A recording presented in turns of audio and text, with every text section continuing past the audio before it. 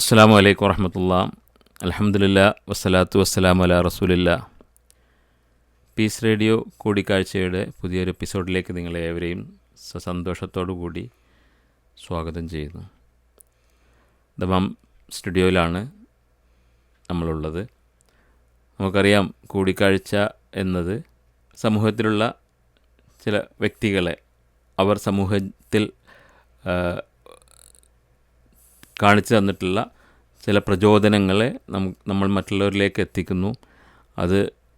അതിലൂടെ അവർക്ക് നേടാവുന്ന ചില കാര്യങ്ങൾ നേടാൻ അവസരം കൊടുക്കുന്നു. ഇത്രയൊക്കെയാണ് പീസ് റേഡിയോ കൂടിക്കാഴ്ച എന്നതുകൊണ്ട് നമ്മൾ ഉദ്ദേശിക്കുന്നത്. വിവിധ വ്യക്തികൾ ഇവിടെ നമ്മുടെ സ്റ്റുഡിയോയിൽ വരാറുണ്ട്. ഇന്ന് അൽഹംദുലില്ലാ നമ്മോടൊപ്പമുള്ളത് ബഹുമാന്യനായ TP മുഹമ്മദ് സാറാണ്. അദ്ദേഹം അൽമുന ഇൻ്റർനാഷണൽ സ്കൂളിൻ്റെ MD ആണ്. പുറമെ മറ്റ് ബിസിനസ് കാര്യങ്ങളും അദ്ദേഹത്തിനുണ്ട്. അദ്ദേഹത്തിൻ്റെ അനുഭവങ്ങളിലേക്ക് നമുക്ക് പോകാം. നിങ്ങളെ ഏവരെയും ഈ ഒരു പ്രോഗ്രാമിലേക്ക് സ്വാഗതം ചെയ്യുകയാണ്. അസ്സലാമു അലൈക്കും വറഹ്മത്തുള്ളാഹി. വലൈക്കും അസ്സലാം വറഹ്മത്തുള്ളാഹി വബറകാതുഹു. വളരെയധികം സന്തോഷമുണ്ട് സാറ് ഈ ഒരു പ്രോഗ്രാമിൽ വരാൻ കാണിച്ച ഈ മനസ്സിന്. എനിക്കും ഏറെ സന്തോഷമുണ്ട്. കാരണം പീസ് റേഡിയോയുടെ പ്രേക്ഷകരുമായി ഒന്ന് കേൾപ്പിക്കാനും അതുപോലെ തന്നെ നിങ്ങളിലൂടെ കൂടുതൽ അറിയാനും സാധിക്കുക എന്നതാണ് ഞാൻ ഈ കൂടിക്കാഴ്ചയോടുകൂടി ഉദ്ദേശിക്കുന്നത്. അള്ളാഹു അനുഗ്രഹിക്കട്ടെ. നമുക്ക് TP മുഹമ്മദ് സാറിനെ ഒരുവിധം ആളുകൾക്കൊക്കെ, സൗദി അറേബ്യയിലുള്ള ആളുകൾക്കൊക്കെ അറിയാം. എന്നാലും ഇത് 55ഓളം രാഷ്ട്രങ്ങളിൽ മലയാളികൾ എവിടെയുണ്ടോ അവിടെയൊക്കെ പീസ് റേഡിയോയുടെ ശബ്ദമുണ്ട് എന്നതുകൊണ്ട് തന്നെ സാറിനെ ഒന്ന് പരിചയപ്പെടുത്തിയാൽ നന്നായിരുന്നു. സാറിൻ്റെ സ്വദേശം, ഇവിടെ ഒരു ചെറിയ ഇൻട്രൊഡക്ഷൻ. ഞാൻ കണ്ണൂർ ജില്ലയിൽ കീഴല്ലൂർ പഞ്ചായത്തിലെ എടയന്നൂർ എന്ന പ്രദേശത്ത് താമസിക്കുന്ന, അവിടെ തന്നെ ജനിച്ചു വളർന്ന് അവിടെ തന്നെ താമസം ചെയ്യുന്ന ഒരാളാണ്. എനിക്ക് സൗദി അറേബ്യയിലും അതുപോലെ തന്നെ നാട്ടിലും വിദ്യാഭ്യാസ സ്ഥാപനങ്ങളും സംരംഭങ്ങളുമുണ്ട്. അൽഹംദുലില്ലാ. എൻ്റെ പിതാവ് വളരെ അറിയപ്പെട്ട ഒരാളായിരുന്നു, CM കുഞ്ഞുമദാജി എന്ന് പറയുന്നത്. അദ്ദേഹത്തിൻ്റെ മകനായി ജനിച്ചു എന്ന് തന്നെ വലിയൊരു അനുഗ്രഹമാണ്. അൽഹംദുലില്ലാ. പിന്നീട് അങ്ങോട്ട് എനിക്ക് 5 സഹോദരന്മാരും അതുപോലെ തന്നെ 5 സഹോദരിമാരുമുണ്ട്. അതിൽ കുറച്ച് പേര് മരണപ്പെട്ടു. മക്കൾ 4 പേരാണ്. ഭാര്യയും എൻ്റെ നാട്ടുകാരിയും എൻ്റെ കുടുംബക്കാരിയുമാണ് ആരിഫ മുഹമ്മദ്. 4 പെൺകുട്ടികളാണ്. ആദ്യത്തെ ആൾ ഡോക്ടറാണ്, ദുബൈയിൽ വർക്ക് ചെയ്യുന്നു, ഫാരിഷ മുഹമ്മദ്. രണ്ടാമത്തത് ഫർസാന മുഹമ്മദ്, അവർ നാട്ടിൽ അക്കൗണ്ട്സ് CA കംപ്ലീറ്റ് ചെയ്യാൻ പോവുകയാണ്. മൂന്നാമത്തെ ആൾ മഹീൻ മുഹമ്മദ്, അവർ മാഡ്രിഡിൽ IE യൂണിവേഴ്സിറ്റിയിൽ മാനേജ്മെൻറ്റ് കോഴ്സ് നടത്തുന്നു. നാലാമത്തെ ആൾ ജൂറി, അവർ ഇന്ത്യൻ എംബസി ദമാം സ്കൂളിൽ +2 നടത്തുന്നു. അതുപോലെ തന്നെ മകളെ ഭർത്താവ് ജസീം ദുബൈയിൽ ബിസിനസ് ചെയ്യുന്നു. രണ്ടാമത്തെ ആൾ തിരുപ്പൂർ ഫാക്ടറി നടത്തുന്നു, ഷഹദാദ്. അൽഹംദുലില്ലാ. വളരെ വലിയ കുടുംബമായിരുന്നു. ഫാദറൊക്കെ അൽഹംദുലില്ലാ ഫാദറൊക്കെ മരണപ്പെട്ടു. 94 ഞാൻ സൗദിയിൽ വന്ന ആ വർഷമാണ് അദ്ദേഹം മരണപ്പെടുന്നത്. മദറും അതിനുശേഷം മരണപ്പെട്ടു. അള്ളാഹു അവർക്കൊക്കെ മഗ്ഫിറത്ത് നൽകി അനുഗ്രഹിക്കട്ടെ. നമുക്ക് അവർക്കൊക്കെ നാളെ സ്വർഗത്തിലൊരു ഇടം കിട്ടട്ടെ. അതന്നെ പ്രാർത്ഥന.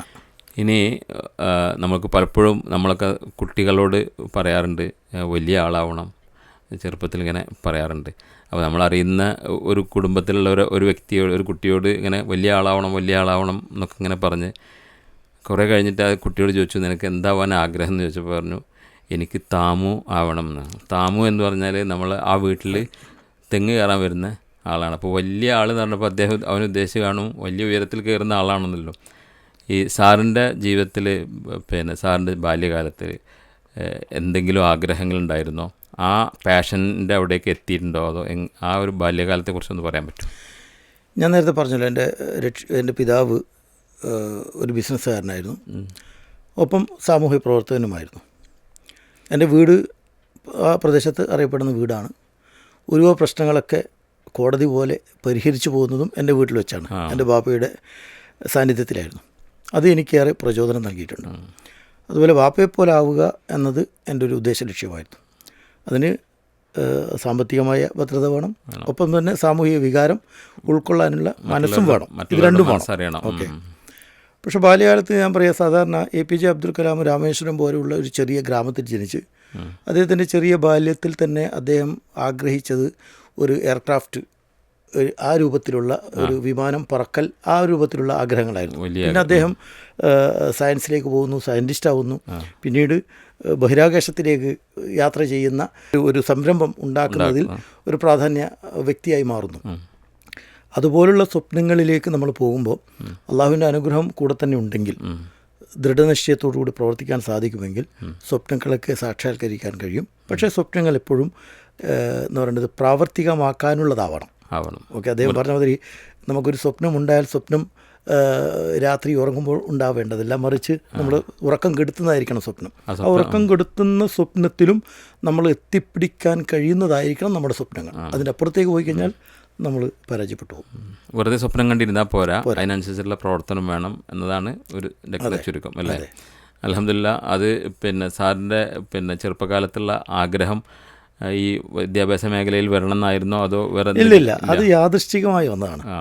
ഞാൻ ജിദ്ദയിൽ ജോലി ചെയ്യുന്ന സമയത്ത് ഞാൻ ഒരു കമ്പനിയിൽ മാനേജറായിട്ടാണ് ഇവിടെ വന്നത്. ജോലി ചെയ്യുന്നതിനിടയിൽ പ്രവാസി വിദ്യാർത്ഥികൾക്ക് കിട്ടേണ്ടതായ വിദ്യാഭ്യാസം, പ്രത്യേകിച്ച് മൂല്യബോധമുള്ള വിദ്യാഭ്യാസം ലഭിക്കുന്നില്ല എന്ന് നമ്മൾക്കിടയിലുള്ള ഒരു ഗ്രൂപ്പിന് മനസ്സിലാവുകയും അതിൻ്റെ അടിസ്ഥാനത്തിൽ ഒരു സ്കൂൾ ആരംഭിക്കണം എന്ന് ആഗ്രഹിക്കുകയും ചെയ്തു. അതിൻ്റെ അടിസ്ഥാനത്തിലാണ് നമ്മൾ ആ സ്കൂളിലേക്ക് പോകുന്നതും അൽനൂർ ഇൻ്റർനാഷണൽ സ്കൂൾ ആരംഭിക്കുന്നതും. ഞാൻ ആ വിഷയത്തിലേക്ക് നമുക്ക് കടക്കുന്നതിന് മുന്നേ സാറിൻ്റെ നാട്ടിലെ വിദ്യാഭ്യാസം, ഞാൻ എൻ്റെ വിദ്യാഭ്യാസം ആരംഭിക്കുന്നത് എടയന്നൂർ പള്ളി കമ്മിറ്റിയുടെ, ഇന്നത്തെ പള്ളി കമ്മിറ്റിയുടെ കീഴിലുള്ള മാപ്പിള LP സ്കൂളിലായിരുന്നു. അവിടുന്ന് എടയന്നൂർ UP സ്കൂളിൽ പോയി. പിന്നീട് സെക്കൻഡറി വിദ്യാഭ്യാസം കൂടാളി ഹൈസ്കൂൾ, അന്നത്തെ കേരളത്തിലെ ഏറ്റവും വലിയ വിദ്യാഭ്യാസ സ്ഥാപനം കൂടാളി. ഏകദേശം 1000-ഓളം കുട്ടികളന്ന് SSLC പരീക്ഷ എഴുതുന്ന സ്കൂളാണ്. അവിടുന്ന് പിന്നീട് പഴശ്ശിരാജ NSS കോളേജിൽ പ്രീ ഡിഗ്രി, അതിനുശേഷം മദ്രാസിൽ ന്യൂ കോളേജിൽ MBA. അപ്പോൾ ഫാദറിൻ്റെ ഒരു നല്ല വിദ്യാഭ്യാസം ഇല്ല ഉപ്പയും അല്ല, എൻ്റെ വീട്ടിലാരും അത്ര വിദ്യാഭ്യാസം. എൻ്റെ വില്ലേജിൽ തന്നെ ആദ്യത്തെ ഡിഗ്രി മുസ്ലിം ഹോൾഡർ ഞാനാണ്. മാഷാ അല്ലാഹ്, അൽഹംദുലില്ലാ. എന്നാലും ഉപ്പാക്ക് വിദ്യാഭ്യാസം ഇല്ലെങ്കിലും ആളുകളുടെ പ്രശ്നങ്ങൾ പരിഹരിക്കാനുള്ള ഒരു കഴിവും കാര്യങ്ങളൊക്കെ അത് അള്ളാഹു വല്ലാതെ അനുഗ്രഹിച്ച് നൽകിയ ഒരു വ്യക്തിയായിരുന്നു. സമൂഹത്തിൽ അറിയപ്പെടുന്ന ആളായിരുന്നു. ഇന്നും അദ്ദേഹത്തിൻ്റെ പേര് നാട്ടിൽ പറഞ്ഞാൽ അറിയപ്പെടുന്ന ആളുകൾ തന്നെയാണ്. നമ്മളൊക്കെ ജീവിച്ച് മരിച്ചു പോകുമ്പോൾ എന്തെങ്കിലുമൊക്കെ ബാക്കി വെച്ചിട്ട് പോകണം, ഇതേപോലെ ഉള്ള അടയാളങ്ങളൊക്കെ ബാക്കി വെച്ച് പോകണം എന്നാണ് നമുക്കതിന്ന് മനസ്സിലാവേണ്ടതല്ലേ? നമുക്കൊക്കെ കുറഞ്ഞ കാലങ്ങളിലുള്ളൂ ഇവിടെ ഉള്ളൂ. അത് കഴിഞ്ഞ് പോകുമ്പോൾ ഒരാൾ പോയി, അടയാളം എന്ന് പറയുമ്പോൾ നല്ല അടയാളമാണോ? ഞാൻ ഉദ്ദേശിച്ചത് അത് തന്നെയാണ്. നല്ല അടയാളങ്ങൾ അടയാളത്തിനായി ജീവിക്കുന്ന ആളുകളുണ്ട്. ഓക്കെ, പക്ഷെ അത് താൽക്കാലികമാണ്. ഓക്കെ, എപ്പോഴും നിലനിൽക്കേണ്ട അടയാളം എന്ന് പറയുന്നത് സത്യത്തിൽ അള്ളാഹുവിൻ്റെ വജീഹിലായിരിക്കണം. എന്തായാലും വളരെ സന്തോഷമുണ്ട് കേട്ടപ്പോൾ. ഈ അൽമുന ഇൻ്റർനാഷണൽ സ്കൂൾ എന്നൊരു സ്ഥാപനം തുടങ്ങാനുള്ളൊരു സാഹചര്യം ഇപ്പോൾ പറഞ്ഞല്ലോ, അതൊന്നും കൂടെ ഒന്ന് വിശദീകരിക്കുമോ? അപ്പോൾ ജിദ്ദയിൽ ഞങ്ങൾ അങ്ങനെ ഒരു സ്കൂൾ ആരംഭിക്കുകയും മതഭൗതിക വിദ്യാഭ്യാസത്തിന് തുല്യ പ്രാധാന്യം നൽകിക്കൊണ്ട് മൂല്യബോധമുള്ള കുട്ടികളെ വളർത്തിയെടുക്കുക എന്ന ഉദ്ദേശത്തോട് ആരംഭിച്ചു. അൽഹംദുലില്ലാ, അതിന് നല്ല ഒരു അംഗീകാരമാണ് പൊതുസമൂഹം നമുക്ക് നൽകിയത്. അവിടെ നിന്ന് അങ്ങോട്ട് ആ സ്കൂൾ നന്നായി വിജയിച്ചു. അതിനോടൊപ്പം തന്നെ എൻ്റെ ജോലിയും നടന്നുപോയി. പിന്നീട് ഒരു സന്നിഗ്ധ ഘട്ടം വന്നപ്പോൾ എനിക്കെൻ്റെ ജോലി രാജിവെച്ച് സ്കൂളിൻ്റെ ഉത്തരവാദിത്തം ഫുൾ ഏറ്റെടുക്കേണ്ടി വന്നു. അതാണ് എൻ്റെ ജീവിതത്തിലെ ഏറ്റവും വലിയ ടേണിംഗ് പോയിൻ്റ് എന്ന് പറയുന്നത്. കാരണം നമ്മളെപ്പോഴും മനസ്സിലാക്കേണ്ടത്, നമ്മൾ ചെയ്യുന്ന ജോലി അത് നമ്മളെ പാഷനേറ്റ് ആവണം എന്നുള്ളത് വളരെ നിർബന്ധമാണ്. അപ്പോഴാണ് നമുക്ക് സന്തോഷത്തോടുകൂടി പ്രവർത്തിക്കാൻ കഴിയുക. അപ്പം ഞാൻ സ്കൂളിലേക്ക് കടന്നു വന്നപ്പോൾ എനിക്ക് തോന്നി എനിക്ക് അതിലൊരു നല്ലൊരു പാഷനുണ്ട്. വിദ്യാഭ്യാസ മേഖലയിൽ ഒരുപാട് പ്രവർത്തിക്കാനുള്ള സാഹചര്യങ്ങൾ ഉണ്ടാകുകയാണെങ്കിൽ തീർച്ചയായും എനിക്കൊരുപാട് സംഭാവനകൾ നൽകാൻ കഴിയുമെന്നൊരു വിശ്വാസം അന്നാണ് എനിക്കുണ്ടായത്. അവിടെ നിന്ന് അങ്ങോട്ട് ഏകദേശം നമ്മളൊരു 2 വർഷം കൊണ്ട് 1500-ഓളം കുട്ടികൾ വരികയും ഈ 1500 കുട്ടികളെയും അവരുടെ രക്ഷിതാക്കളെയും സന്തോഷിപ്പിക്കാനും തൃപ്തിപ്പെടുത്താനും സാധിച്ചു എന്നതാണ് നമുക്ക് കിട്ടിയ ഏറ്റവും വലിയ അംഗീകാരം. അവിടെ നിന്ന് അങ്ങോട്ട് ഞാൻ റിയാദിലേക്ക് എൻ്റെ ഒരു ചെറിയൊരു മാറ്റം വരികയും 2005-ൽ റിയാദിൽ വന്ന് ഇറങ്ങിയതിന് ശേഷം അവിടെയും എൻ്റെ ബിസിനസ് സംരംഭം, ലോജിസ്റ്റിക് അങ്ങനെയുള്ള ബിസിനസ് സംരംഭത്തിൻ്റെ ഇടയിൽ അൽഹുദ ഇൻ്റർനാഷണൽ സ്കൂൾ ആരംഭിക്കാൻ എനിക്ക് സാധിച്ചു. അത് എൻ്റെ ഒരു അൽമുന ജിദ്ദയിൽ അൽനൂർ ജിദ്ദയിൽ നടന്നുകൊണ്ടിരിക്കുന്നുണ്ട്. അപ്പോൾ അത് നമ്മളൊരു 5 പേര് അടങ്ങിയ ഒരു ഗ്രൂപ്പാണ്. അപ്പം ഞാൻ ഏകദേശം അത് സെറ്റാക്കി ഒന്ന് എസ്റ്റാബ്ലിഷ് ചെയ്തതിന് ശേഷമാണ് റിയാദിലേക്ക് മാറുന്നത്. അപ്പോൾ അൽഹുദ് എന്നുള്ളത് ഒരു ഓൾറെഡി ഉള്ള ഒരു സ്കൂളായിരുന്നു? അല്ല, അൽഹുദ പുതുതായി തുടങ്ങിയ സ്കൂളാണ്. അവിടെയും ഇതുപോലെ തന്നെ ഒരു സമൂഹത്തിൻ്റെ സ്കൂളാക്കി മാറ്റാനും അതുപോലെ തന്നെ എല്ലാവർക്കും കയറി വന്ന് കാര്യങ്ങൾ നമ്മളോട് വളരെ വ്യക്തിപരമായും അല്ലാതെയും സംസാരിച്ച് അവരുടെ കുട്ടികളുടെ ഭാവിയെ എത്രത്തോളം തൃപ്തിയോടുകൂടി കൊണ്ട് നടക്കാൻ സാധിക്കുമെന്ന് ഉറപ്പ് നൽകിയപ്പോൾ അവിടെയും ഏകദേശം 2 വർഷം കൊണ്ട് 2500ഓളം കുട്ടികളുണ്ടായി. അപ്പോൾ അതൊരു നല്ലൊരു പ്രചോദനമാണ്. കാരണം നമ്മൾ പറയുന്നത് അംഗീകരിക്കുന്ന ഒരു സമൂഹം നമുക്കുണ്ട് എന്ന് പറയുന്നതാണ് നമ്മുടെ അംഗീകാരം. അത് പറയുന്നത് കറക്റ്റ് ആയിരിക്കണം, നിങ്ങളെ അംഗീകരിക്കുള്ളൂ. അപ്പോൾ അവിടുന്ന് നമ്മൾ പിന്നെ ആ സ്കൂളും അൽഹംദുലില്ലാ നന്നായി വിജയിച്ച ശേഷം ഞാൻ 2007 ദമാമിലേക്ക് വരുന്നത്. ഇവിടെ സാറ് പറഞ്ഞ ഒരു പോയിന്റിൽ നിന്ന് തന്നെ ഒരു കാര്യം ചോദിക്കേണ്ടതുണ്ട്. അതായത് നമ്മളൊരു പാഷനായി എടുത്തുകൊണ്ട് നമ്മൾ പിന്നെ മുന്നോട്ട് നീങ്ങണം എന്നാണ് പറഞ്ഞത്. പക്ഷേ ജീവിതത്തിൽ എല്ലാവർക്കും നമ്മൾ ഉദ്ദേശിച്ച പോലെയുള്ള ജോലിയോ പാഷൻ അനുസരിച്ചിട്ട് നമ്മളുടെ ആഗ്രഹം അനുസരിച്ച് കിട്ടിക്കോളുന്നില്ല. അങ്ങനെ കിട്ടാത്ത ഒരു വ്യക്തിയോട് നമുക്ക് എന്താ പറയാനുള്ളത്?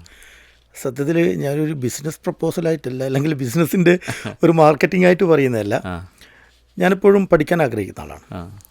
ഞാൻ മനസ്സിലാക്കിയത് ഇന്നത്തെ വിദ്യാർത്ഥികളിൽ ഭൂരിഭാഗവും ഓപ്ഷൻ അനുസരിച്ച് പഠിക്കുന്നവരാണ്. അതായത് എന്താണ് ലഭ്യമായി കിട്ടുന്നത് അത് പഠിക്കുക.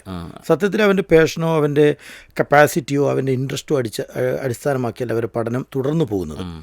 അപ്പോൾ അത് പഠനം നടത്താനുള്ള ഒരു ടൂള് ഉണ്ടാവണം.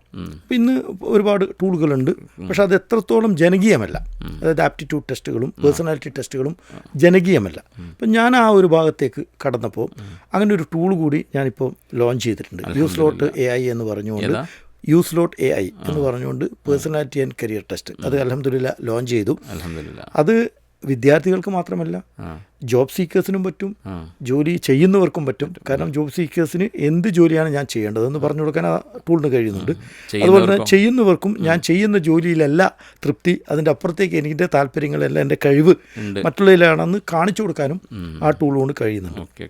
അതുകൊണ്ട് തന്നെ നമ്മൾ മനസ്സിലാക്കേണ്ടത് നമുക്ക് തൃപ്തിയോടുകൂടി ചെയ്യാൻ പറ്റുന്ന ജോലിയിലേക്ക് കടക്കുന്നത് വരെ ക്ഷമയോട് കാത്തുകയും എന്നിട്ട് അതിലേക്ക് സാഹചര്യം വരുമ്പോൾ കടക്കുകയും ചെയ്യുന്നതോടുകൂടിയാണ് നമ്മൾ വിജയിക്കാൻ കഴിയുന്നത്. മറ്റത് നമ്മളൊരു കഴിഞ്ഞുകൂടലാണ്. അപ്പോൾ നമ്മൾ സാറ് പറഞ്ഞു തന്നപ്പോൾ പിന്നെ ദമാമിലെത്തി. അൽമുന ഇൻ്റർനാഷണൽ സ്കൂൾ 2007 ആരംഭിച്ചു. ഇതുപോലെ തന്നെ പെട്ടെന്ന് തന്നെ എന്നെ അറിയുന്നവരിലൂടെ അറിഞ്ഞവരും ഇത് ഏറ്റെടുക്കുകയും അൽഹംദുലില്ലാ ഞങ്ങൾ ചെറിയൊരു ബിൽഡിങ്ങിൽ തുടങ്ങി. ഏകദേശം 600 കുട്ടികളാണ് ആദ്യത്തെ വർഷം. ബഹുമാനപ്പെട്ട ശിഹാബ് തങ്ങളായിരുന്നു, മുഹമ്മദ് അലി ശിഹാബ് തങ്ങളായിരുന്നു ആദ്യത്തെ അഡ്മിഷൻ നടത്തിയിരുന്നത്. അപ്പോൾ അവിടെ നിന്ന് അങ്ങോട്ട് നമ്മൾ ഒരു പ്രയാണം ആരംഭിക്കുകയും 2013 ആകുമ്പോഴേക്ക് നമ്മളൊരു നല്ലൊരു എസ്റ്റാബ്ലിഷ്മെൻറ്റിലെത്തുകയും അവിടെ സ്വന്തമായ ഒരു ബിൽഡിങ് ദമാമിൻ്റെ ഹൃദയഭാഗത്ത് തന്നെ നമുക്ക് ഉണ്ടാക്കാനും സാധിച്ചു. അൽഹംദുലില്ലാ. അവിടുന്ന് 2016 നിങ്ങൾക്കറിയാം, 2016 വരെ നല്ല നിലയിൽ നടന്ന എല്ലാ സ്ഥാപനങ്ങളിലും വേൾഡിലുണ്ടായ റിസഷനും അതുപോലെ തന്നെ നമ്മുടെ ഈ പറയപ്പെടുന്ന ലെവി പോലുള്ള ഫാമിലികൾ തിരിച്ചു പോകുന്ന അവസ്ഥയൊക്കെ വന്ന് ഒരു ഡിക്ലൈൻ ഉണ്ടായിട്ടുണ്ട്. അതിനോട് ചേർന്ന് 2018 ഇത് കഴിഞ്ഞ് 2019 കോവിഡ് വന്നു. ഇതൊക്കെ കഴിഞ്ഞ് 2021 രണ്ടാമതൊരു തുടക്കം എന്നെപ്പോലെ തന്നെ എല്ലാവരെയും പോലെ തന്നെ ഞങ്ങളും ആരംഭിച്ചത്. അൽഹംദുലില്ലാ വീണ്ടും ഞങ്ങൾ നല്ലൊരു തിരിച്ചു വരവിന് സാധിച്ചു. ഇപ്പോൾ 2024-25 ആകുമ്പോൾ മറ്റൊരു ബിൽഡിംഗ് കൂടി സ്വന്തമായി കെട്ടിടം പണിതു. ഇൻഷാ അല്ലാഹ് സെപ്റ്റംബറിൽ ഉദ്ഘാടനം ചെയ്യുകയാണ്. അത് വളരെ വിശാലമായി. എന്നെ സംബന്ധിച്ചിടത്തോളം സ്കൂൾ എന്ന് പറയുമ്പോൾ വെറുതെ ഒരു സ്കൂൾ നടത്തുക എന്നതിൻ്റെ അപ്പുറത്തേക്ക് കിട്ടേണ്ടത് കുട്ടികൾക്ക് കിട്ടണം. അത് ആ ഉദ്ദേശത്തോടുകൂടിയാണ് ഇത്. പിന്നെ ഞങ്ങൾ 2009 റിയാദിൽ തന്നെ മോഡേൺ ഇൻ്റർനാഷണൽ സ്കൂൾ ഏറ്റെടുക്കുകയും അത് വേറെ സൗദി സ്ഥാപനമായിരുന്നു. അതിന് മാനേജ്മെൻറ്റ് ഞങ്ങൾ ഏറ്റെടുക്കുകയും അതും നന്നായി വിജയിപ്പിക്കാൻ സാധിച്ചു. ആ 2009 തന്നെ ഹസൈൽ ഹുദാൽ നൂർ ഇൻ്റർനാഷണൽ സ്കൂൾ എന്ന സ്ഥാപനം ആരംഭിക്കും. ഇതിനിടയിൽ എൻ്റെ നാട്ടിൽ തന്നെ ഒരു സ്ഥാപനം വേണമെന്ന് കുറേ കാലമായി എനിക്ക് ആഗ്രഹം ഉണ്ടായിരുന്നു. നാട്ടിലെ സ്കൂൾ തുടങ്ങുക എന്നത് ആരും എന്നെ സപ്പോർട്ട് ചെയ്തിരുന്നില്ല. കാരണം അവിടെയുള്ള ഒരുപാട് പ്രശ്നങ്ങളാണല്ലോ.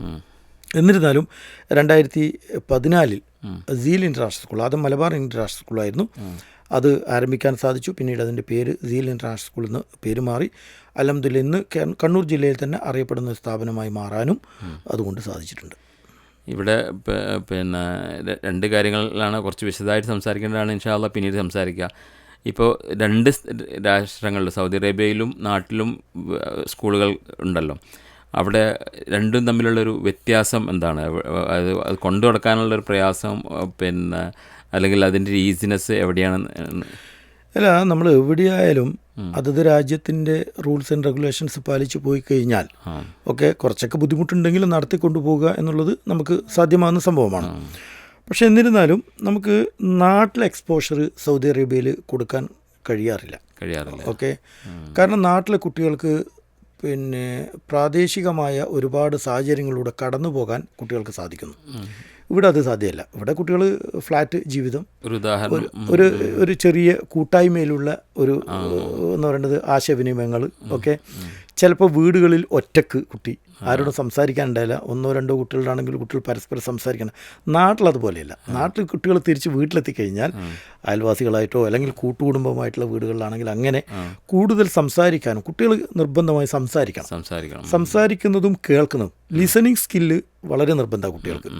അത് കുട്ടികൾക്ക് കേൾക്കാനുള്ള അവസരം ഉണ്ടായില്ലുള്ളൂ. നമ്മളിപ്പം എന്ന് പറയുന്നത് മൊബൈലും ഇതുള്ള ലിസണിങ് സ്കില്ലിനെ ഞാൻ പറയുന്നത്. ഈ സാന്ദർഭികമായ ഒരുപാട് കാര്യങ്ങൾ കുട്ടികൾ സാഹചര്യത്തിൽ നിന്ന് പഠിക്കുന്നുണ്ട്. ഓക്കെ, അപ്പോൾ അത് നമ്മൾ ലഭിക്കുന്നത് നാട്ടിലാണ് കൂടുതൽ. അതുകൊണ്ട് തന്നെ നാട്ടിൽ ഞാൻ എന്തെങ്കിലും ഇംപ്ലിമെൻറ്റ് ചെയ്ത് കഴിഞ്ഞാൽ അതിൻ്റെ എഫക്റ്റ് വളരെ പെട്ടെന്നാണ്.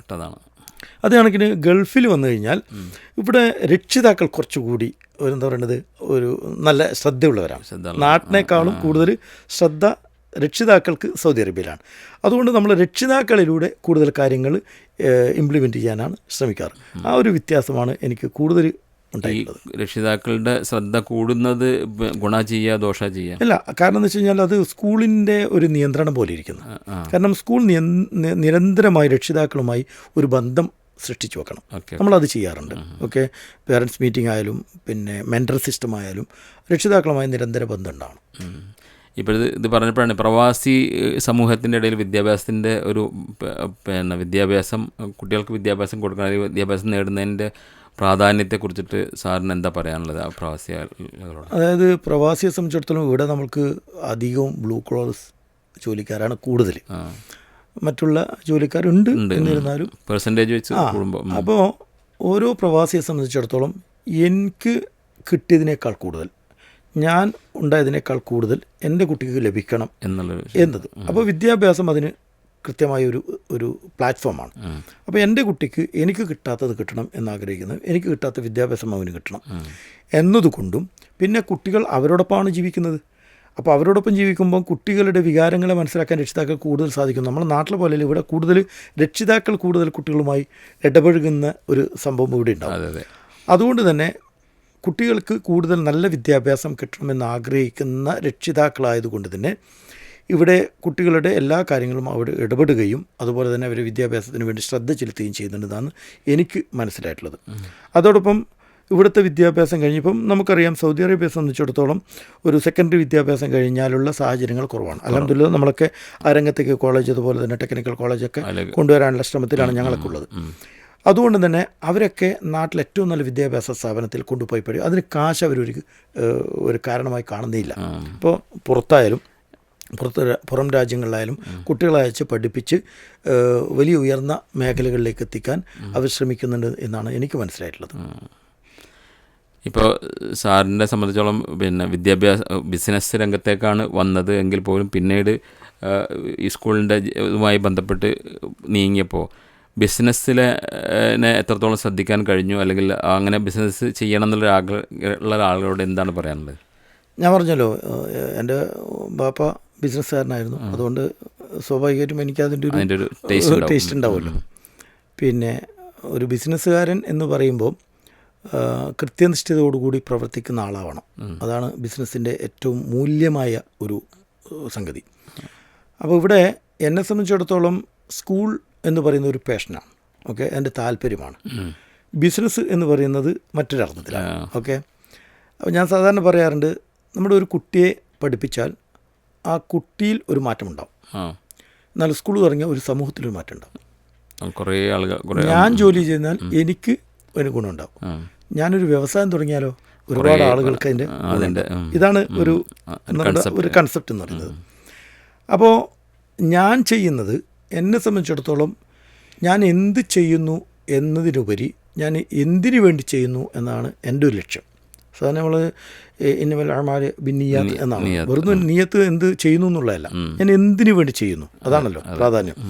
അപ്പോൾ ആ അർത്ഥത്തിൽ നമ്മൾ എടുത്തു കഴിഞ്ഞാൽ എന്നെ സംബന്ധിച്ചിടത്തോളം സമൂഹത്തിൽ ഒരു സമൂലമായ മാറ്റത്തിൽ എനിക്കെന്ത് പങ്കാളിയാവാൻ പറ്റും, എന്നെക്കൊണ്ട് എന്ത് കോൺട്രിബ്യൂഷൻ കൊടുക്കാൻ പറ്റും, എനിക്ക് സമൂഹത്തിൽ നിന്ന് എന്ത് കിട്ടുന്നു എന്നതിലുപരി എനിക്ക് ഈ സമൂഹത്തിൽ എന്ത് ചെയ്യാൻ പറ്റുന്നു. വിദ്യാഭ്യാസ മേഖലയിലൂടെ നമ്മുടെ വരും തലമുറക്ക് എന്ത് ചെയ്യാൻ പറ്റും, അതുപോലെ തന്നെ വ്യവസായത്തിലൂടെ ഈ പറയപ്പെടുന്ന എൻ്റെ കൂടെയുള്ള ടീമിന്, അതുപോലെ തന്നെ അതിലൂടെ എന്താ പറയുക, അതിനെന്തായാലും ഒരു സ്റ്റേക്ക് ഹോൾഡേഴ്സ് ഉണ്ടാവുമല്ലോ, അവർക്കൊക്കെ അതിൻ്റെ ഗുണപരമായ മാറ്റങ്ങൾ എന്തൊക്കെ ഉണ്ടാക്കാൻ കഴിയും എന്നതിൻ്റെ അടിസ്ഥാനത്തിലുള്ള നീക്കമായതുകൊണ്ട് തന്നെ രണ്ടിനെയും തുലനം ചെയ്തു കൊണ്ടുപോകാൻ എനിക്ക് സാധിക്കുന്നു എന്നുള്ളതാണ്. കാരണം രണ്ടർത്ഥത്തിൽ രണ്ട് വ്യത്യസ്ത കാര്യങ്ങളിലൂടെ നടന്നു പോകുന്നതിനും ലക്ഷ്യമൊന്നാണ്, സമൂഹമാറ്റം. ഒന്നൊരു പാഷനോട് കൂടിയിട്ട് ചെയ്യുന്നതാണ് അല്ലേ?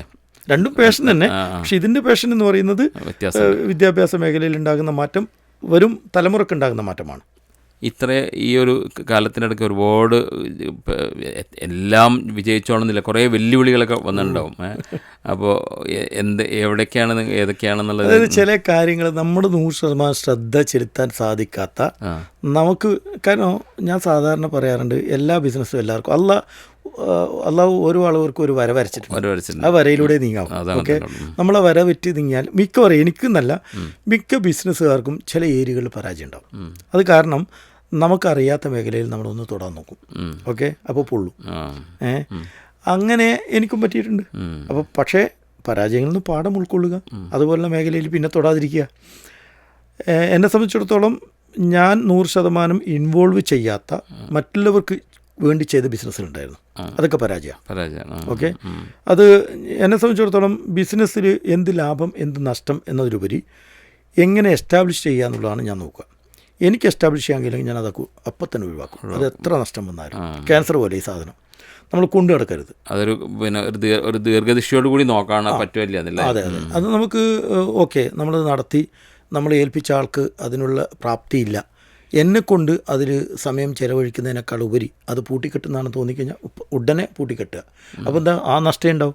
അല്ലെങ്കിൽ ഇത് ക്യാൻസർ പോലെ നഷ്ടം കൂടിക്കൂടി വരികയും പിന്നീട് വലിയ ബാധ്യതയും നമ്മളെ നിലവിലുള്ള ബിസിനസ്സിനെ പോലും ബാധിക്കുകയും ചെയ്യും. അൽഹംദുലില്ലാ സോഫാർ പരാജയം ഇല്ല എന്ന് പറയുന്നില്ല, പരാജയപ്പെട്ടിട്ടുണ്ട്. പരാജയങ്ങളിൽ നിന്നും പാഠം ഉൾക്കൊണ്ടുണ്ട്. പിന്നെ അതുപോലത്തെ പരാജയം, നമ്മൾ സാധാരണ ഒരു മിസ്റ്റേക്ക് എന്ന് പറയുന്നത് നമ്മൾ അറിയാതെ പറ്റുന്ന സംഭവം. ഓക്കെ, മിസ്റ്റേക്ക് എന്ന് പറയുന്നത് ഓക്കെ, അത് തുറന്ന് ചെയ്യുമ്പോൾ അത് തെറ്റായി മാറുന്നത്. ഓക്കെ, മിസ്റ്റേക്കിൽ നിന്നും പാഠം ഉൾക്കൊള്ളുക, അത് ചെയ്യാതിരിക്കുക, തിരുത്തുക. ഓക്കെ, ചിലപ്പോൾ ആ ബിസിനസ് തന്നെ നമുക്ക് ചെയ്യാൻ പറ്റുമായിരിക്കും, പക്ഷെ വേറെ മോഡലിൽ. ഓക്കെ, അങ്ങനെയൊക്കെ ചെയ്തിട്ടുണ്ട്. ഞാൻ ചെയ്ത ബിസിനസ് പരാജയം തോന്നിയപ്പം അത് പൂട്ടിക്കെട്ടി അതിന് തുല്യമായ വേറൊരു ബിസിനസ് വേറെ രൂപത്തിൽ, ഓക്കെ, എനിക്ക് അറിയാവുന്ന രൂപത്തിൽ ചെയ്തപ്പോൾ വിജയിച്ചിട്ടുണ്ട്. ഇപ്പോൾ പിന്നെ ഞാൻ മനസ്സിലാക്കിയിടത്തോളം കുറേ സൗദി അറേബ്യയിൽ ഇത്രയും ഒരു ബിസിനസ് സംരംഭകൻ ആണ്, ഒരു സ്കൂളിൻ്റെ ആളാണെങ്കിൽ ഒരുപാട് ആളുകളായിട്ട് ബന്ധമുണ്ടാവും സൗദി നാഷണാലിറ്റിയായിട്ട്. സാറ് സൗദി നാഷണാലിറ്റിയിൽ കാണുന്ന പോസിറ്റീവായിട്ടുള്ള ഗുണങ്ങൾ നമുക്ക് അഡോപ്റ്റ് ചെയ്യാവുന്ന എന്തൊക്കെ ഒരു വലിയ വലിയ ആളുകളായിട്ട് കാണുമ്പോഴേക്കും അവരൊരു ക്വാളിറ്റി എന്താണ് സാർ? ഒന്ന്, ഒരർത്ഥത്തിൽ അവരുടെ ക്ഷമാശീലം വളരെ വലുതാണ്. ഓക്കെ, കാരണം നമ്മളിപ്പോൾ സ്വാഭാവികമായിട്ടും ഒരു അനറബി ഇവിടെ വന്നാൽ നമ്മൾ അറബി പഠിക്കുന്നവരിലൂടെയാണ്. കാരണം നമ്മൾ പൊട്ടൻ അറബി പറഞ്ഞാലും അവർ നമ്മൾ കളിയാക്കാറില്ല. ഓക്കെ, അവർ നമുക്ക് തിരുത്തി, അത് അവർ ക്ഷമയോട്, അത് നമുക്ക് ഒരുപാട് എന്ന് പറയുന്നത് മാധ്യമങ്ങളിലൂടെ നമുക്ക് കാണാൻ സാധിക്കുന്ന ചില ആളുകൾ പറയുന്ന അറബിയൊക്കെ. ഞാനൊക്കെ ഇവിടെ അത്യാവശ്യം മദ്രസ പഠിച്ചു, കുറച്ചൊക്കെ അറബി അറിയെങ്കിലും ഇവിടെ വന്ന് കൊളോക്കിയൽ അറബി പഠിക്കുക എന്നുള്ളത്, ഞാൻ വന്ന് പെട്ടതന്നെ സൗദികൾക്കിടയിലാണ്. ഞാൻ ഒരു സൗദിയുടെ കമ്പനി മാനേജറായിട്ട് വന്നാണ്, അവരുടെ കുടുംബങ്ങളായിട്ടാണ് ആദ്യത്തെ ബന്ധം. അതുകൊണ്ട് തന്നെ ഞാൻ കൂടുതൽ, പിന്നെ അതുപോലെ തന്നെ ഒരു ഫുഡ് സ്റ്റഫ് ബിസിനസ്സിലായിരുന്നു ആദ്യം വന്നത്. അപ്പോൾ അതുകൊണ്ട് തന്നെ ഞാൻ കൂടുതൽ ഇടപെട്ടതും അറബികളായിട്ടാണ്. അതുകൊണ്ട് അത്യാവശ്യം അൽഹംദുലില്ലാ നല്ല അറബി അല്ലെങ്കിലും അത്യാവശ്യം സംസാരിക്കാനും മനസ്സിലാക്കാനുള്ള അറബി എനിക്ക് പ്രാപ്യമാക്കാൻ സാധിച്ചിട്ടുണ്ട്. അപ്പോൾ അതോടൊപ്പം തന്നെ അവരെ സ്നേഹിച്ചാൽ നല്ലോണം സ്നേഹിക്കും, പക്ഷേ ചെറുതായിട്ടൊന്ന് തെറ്റിയാൽ അവർ വല്ലാതെ ഉപദ്രവിക്കും. പക്ഷെ അതുകൊണ്ട് ആ തെറ്റാനുള്ള അവസരം ഞങ്ങൾ ഉണ്ടാക്കരുത്. അവരെ മനസ്സിലാക്കി നീങ്ങിക്കഴിഞ്ഞാൽ വളരെ സ്വസ്ഥമായി ജീവിക്കുക. ഓക്കെ, നല്ല രീതിയിൽ മുന്നോട്ട് പോകാം. അത് നന്നായി സന്തോഷത്തോടുകൂടി തന്നെ മുന്നോട്ട് പോകാൻ കഴിയും. പിന്നെ അവരെ സംബന്ധിച്ചിടത്തോളം നമുക്കറിയാം, അവരിൽ ഭൂരിഭാഗം ചെറിയ ആളുകൾ എല്ലാ സ്ഥലത്തും ഉണ്ടാവുമല്ലോ. നമ്മൾ സലാം ചൊല്ലുന്നു, സലാം മടക്കുന്നു, ഹഗ് ചെയ്യുന്നു.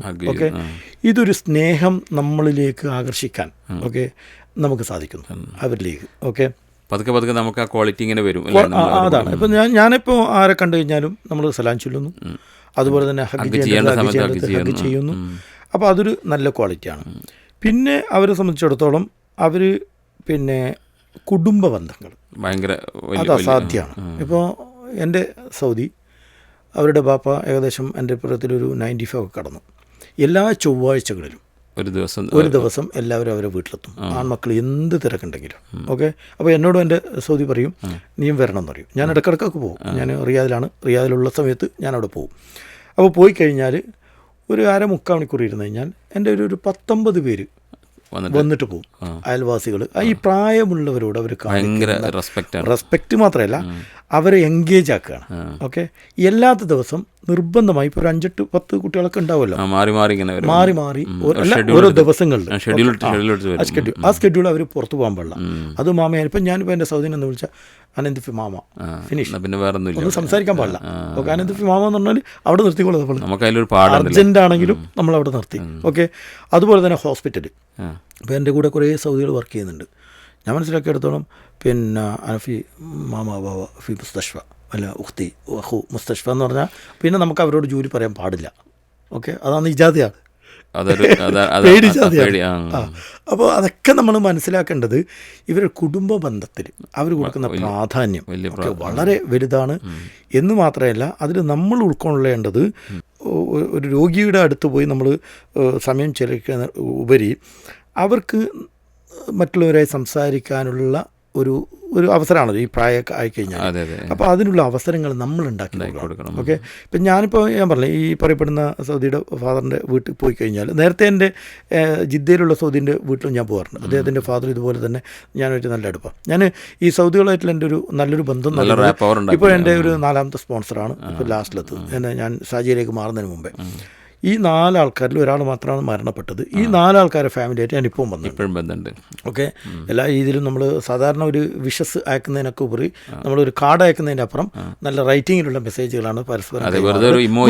ഇമോജി ഒന്നും ഞാൻ അയക്കാറില്ല. അവർ വിളിക്കാറുണ്ട്, സംസാരിക്കാറുണ്ട്, അവരെ മക്കളെ കല്യാണത്തിന് ക്ഷണിക്കാറുണ്ട്. പറ്റുകയാണെങ്കിൽ ഞാൻ നാട്ടിലല്ലെങ്കിൽ ഇവിടെ ഉണ്ടെങ്കിൽ പോകാറുണ്ട്. ഇതൊക്കെ എൻ്റെ ഒരു അൽഹംദുലില്ലാ വലിയൊരു ബന്ധങ്ങളാണ് ഞാൻ മനസ്സിലാക്കുന്നത്. ഇവിടെ ഇപ്പോൾ ഈ സാറ് പറഞ്ഞ ഇത് നമുക്കും വളരെ വ്യക്തമാണ്. ഈ നമ്മളിപ്പോൾ ഉള്ള പീസ് റേഡിയോ സ്റ്റുഡിയോ ഇത് ഒരു വലിയൊരു സമുച്ചയമാണല്ലോ. ഇസ്ലാമിക് ICC ഇസ്ലാമിക് കൾച്ചർ അതൊരു വ്യക്തി ദാനം ചെയ്തിരുന്നു. അവിടെ നമുക്കൊരു സ്റ്റുഡിയോ അവർ ഫ്രീ ആയിട്ട് തന്നില്ല. കാരണം നമുക്കൊരു ദഅവത്താണല്ലോ നമ്മൾ ലക്ഷ്യം തന്നിരിക്കുകയാണ്. അതുമാത്രമല്ല നമ്മുടെ ഇവിടെയുള്ള ഒരു വലിയൊരു ഹാള് ഒരു എക്സിബിഷൻ സെൻ്റർ ആക്കിയിട്ട് ഉപയോഗിച്ചിരിക്കുകയാണ്. ഞാൻ ഈ ഒരു അവസരത്തിൽ സാറിൻ്റെ അടുത്ത് പറയാണ് പിന്നെ ആ എക്സിബിഷൻ സെൻ്ററിലേക്ക് സാറിനെ ക്ഷണിക്കുന്നു. അതേപോലെ തന്നെ നമ്മുടെ അൽമുന സ്കൂളിലെ പിന്നെ അധ്യാപകരെ ക്ഷണിക്കുന്നു. അതൊന്ന് കാണണം. എക്സിബിഷൻ നമുക്ക് ഒരുപാട് പഠനങ്ങൾ തരുമല്ലോ, നമ്മൾ കാണണം. യാത്രകളിലൂടെയാണ് നമ്മൾ കൂടുതൽ പഠിക്കുന്നത്. എക്സിബിഷൻ എന്ന് പറയുന്നത് ഒരു യാത്രയാണ്. ഒരു വെറുതെ എക്സിബിഷൻ ഒരു കേന്ദ്രീകരിച്ച സ്ഥലത്ത് പോയി കാണുന്നത് കോൺസെൻട്രേറ്റും ചെയ്തിരുന്നു. ഇനിയിപ്പോൾ നമ്മുടെ സമയം ഇവിടെ പിന്നെ അവസാനിക്കാറായി. ഇപ്പോൾ ഞാൻ ശ്രോതാക്കളോടാണ് പറയുന്നത്, TP സാറിനെ എനിക്ക് നന്നായി അറിയാം. TP സാറിനെ ഇവിടേക്ക് കിട്ടാനുള്ളൊരു പ്രയാസമായിരുന്നു. കുറേ കാലമായിട്ട് ഞാനങ്ങനെ അന്വേഷിച്ചതായിരുന്നു. പക്ഷേ സമയവും തിരക്കും ഇതൊക്കെ കാരണം കിട്ടിയിട്ടില്ല. ഇൻഷാ അല്ലാ ഇനി ഞാനിവിടെ ഒരു കാര്യം നിങ്ങളോട് പറയുകയാണ്. എഡ്യൂക്കേഷൻ, അതായത് കുട്ടികളുടെ വിദ്യാഭ്യാസവുമായി ബന്ധപ്പെട്ട വിഷയത്തിൽ സാറിൻ്റെ കയ്യിൽ കുറേ നോളജ് ഉണ്ട്. അത് നമുക്ക് റേഡിയോയിലൂടെ നിങ്ങളിലേക്ക് എത്തിക്കാൻ വേണ്ടി ഞാൻ ശ്രമിക്കും. സാർ അത് അംഗീകരിക്കണം എന്നും കൂടി ഒരു അവസരത്തിൽ പറയാം. ഞാൻ പറഞ്ഞല്ലോ, നമുക്കുള്ള എക്സ്പീരിയൻസ് പറയാനും മറ്റുള്ളവരുടെ എക്സ്പീരിയൻസ് കേൾക്കുമ്പോഴാണ് നമ്മളെ ജീവൻ പൂർണ്ണമാകുന്നത്. ഓക്കെ, അപ്പം നമ്മൾ കൊണ്ടും കൊടുത്തും പോവുക. അതെ ഇൻഷാ അല്ലാ. എന്തായാലും വളരെയധികം നന്ദിയുണ്ട്. ഈ ഒരു പ്രോഗ്രാം ഇവിടെ വൈൻഡപ്പ് ചെയ്യാണ്. സാറിന് പിന്നെ ശ്രോതാക്കളോട് എന്തെങ്കിലും പറയാനുണ്ടെങ്കിൽ? എനിക്കെൻ്റെ പ്രിയപ്പെട്ട പ്രേക്ഷകരോട് അല്ലെങ്കിൽ എൻ്റെ ശ്രോതാക്കളോട് പറയാനുള്ളത്, ഞങ്ങളൊക്കെ പ്രവാസികളാണ്. നാടിനെ മറന്നിട്ടുള്ള ഒരു പ്രവാസിയുമില്ല. നാടിനെ കാണുന്നത് പോലെ തന്നെ ഈ പ്രദേശത്തെയും നമ്മൾ കാണണം, ഈ രാജ്യത്തെയും നമ്മൾ കാണണം. ഈ രാജ്യത്തിൻ്റെ നിയമങ്ങളെ നമ്മൾ ബോധ്യത്തോടെ കാണണം. ആ ബോധ്യത്തിലൂടെ പ്രവർത്തിച്ച ആരും ഇവിടെ പരാജയപ്പെട്ടില്ല. ആ ബോധ്യത്തിൻ്റെ അപ്പുറത്തേക്ക് പോകുന്നവരാണ് ഇവിടെ പരാജയപ്പെട്ടുള്ളത്. ഒരു പരാജയവും, നമ്മൾ പറയുന്ന ഓരോ പരാജയവും ഒരു വിജയത്തിലുള്ള ലക്ഷ്യമാണ്. ആ പരാജയത്തിൽ നിന്ന് പാഠം ഉൾക്കൊള്ളുക, ഈ രാജ്യത്തിൻ്റെ എല്ലാ റൂൾസ് ആൻഡ് റെഗുലേഷൻസ് ബോധ്യത്തോടു കൂടി പെരുമാറുക, അതോടൊപ്പം തന്നെ ഒരു ജീവികളോടുള്ള കാരുണ്യം എപ്പോഴും കൊണ്ടു നടക്കാൻ സാധിക്കുക.